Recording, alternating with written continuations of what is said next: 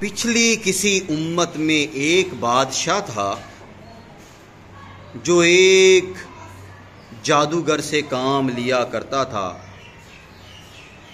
جب وہ جادوگر بوڑھا ہو گیا تو اس نے بادشاہ سے کہا کہ میرے پاس کوئی لڑکا بھیج دیا کرو تاکہ میرے بعد وہ تمہارے کام آ سکے، میں اس کو جادو سکھا دوں۔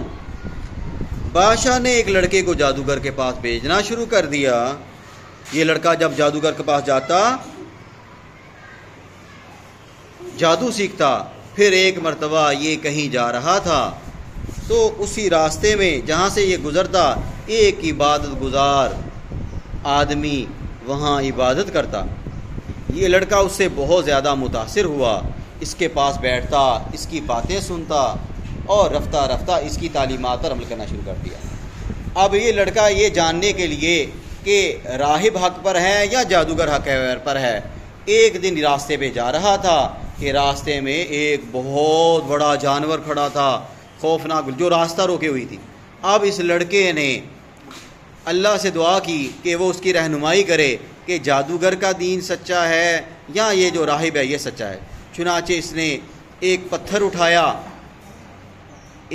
اٹھایا اور اس کو دے مارا کہ اگر یہ سچا ہے، اگر راہب سچا ہے تو یہ مر جائے۔ چنانچہ اس نے اس کو پتھر مارا تو ساتھ ہی جانور مر گیا۔ اب اس کو اس بات پر پختہ یقین ہو گیا کہ راہب سچا ہے۔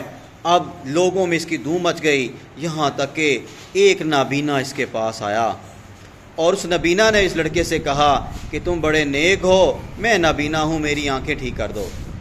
اس نے کہا میں ضرور ٹھیک کروں گا، لیکن میں اللہ سے دعا کروں گا تم اس پر ایمان لے آؤ۔ چنانچہ اس نے کہا میں ایمان لے آؤں گا۔ لڑکے نے اس کا علاج کیا اور وہ بالکل تندرست ہو گیا۔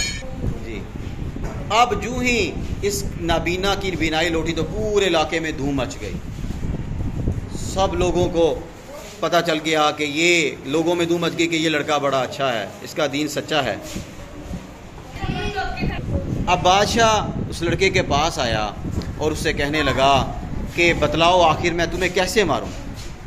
لڑکے نے مشورہ دیا اگر تم مجھے مارنا چاہتے ہو تو سارے لوگوں کو اکٹھا کرو اور پھر مجھے ایک بڑی جگہ پہ، بلند جگہ پہ کھڑا کرو اور پھر مجھے